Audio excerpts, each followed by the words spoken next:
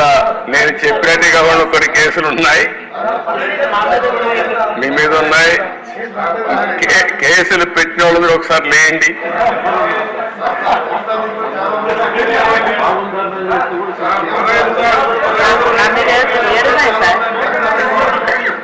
చూసారా దేశ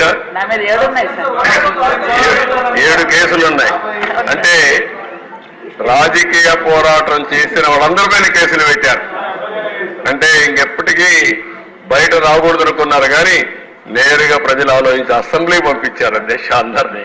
మెజారిటీ మీరు చూశారు. ఆనాటి పాలనలో మనందరూ బాధితులే అసెంబ్లీ నుండి అందరూ. Thank you.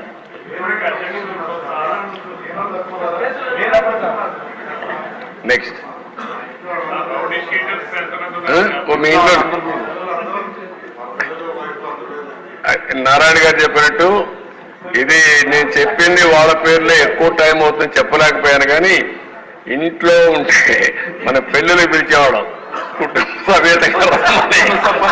ఇప్పుడు కుటుంబ పరివారం అందరిపైన కేసులు పెట్టారు. సపరివారం అందరి మీద ఒకరిద్దరు కాకుండా అందరిపైన కేసులు.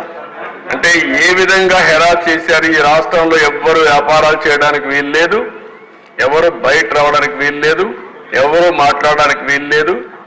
ఒకవేళ మీరు ఆస్తులుంటే ఆస్తుల్లో కూడా వాటా ఇవ్వమంటే ఇవ్వాల్సిందే. ఇలాంటి భయంకరమైన పరిస్థితులు. నారాయణ గారు అయితే కూతుర్లు పెట్టారు, వాళ్ళ మిస్సెస్ పేరు పెట్టారు, అందరినీ వదిలిపెట్టలేదు. లేని వాళ్ళు చాలా మంది తక్కువ ఉన్నారు. ఇక్కడ 20 కేసులు ఉన్నాయి. అల్లుణ్ణి, కూతుర్ని, భార్యని అందరినీ సిబిసిఐడి తీసుకొచ్చి ఎక్కడికక్కడ ఎంక్వైరీ మీద ఎంక్వైరీ ఎన్ని చేయాలని చేసే పరిస్థితికి వచ్చారు. ఇప్పుడే ఒక చంద్రమోహన్ రెడ్డి గారు చెప్తున్నారు, కేసులు లేని వాళ్ళు పుణ్యాత్ములు, వాళ్ళకు బోనస్ అది ఎవరున్నారు పైకి లేవని ఒకసారి చూపించడానికి. కేసులు లేని వాళ్ళు అదృష్టవంతుల వాళ్ళు.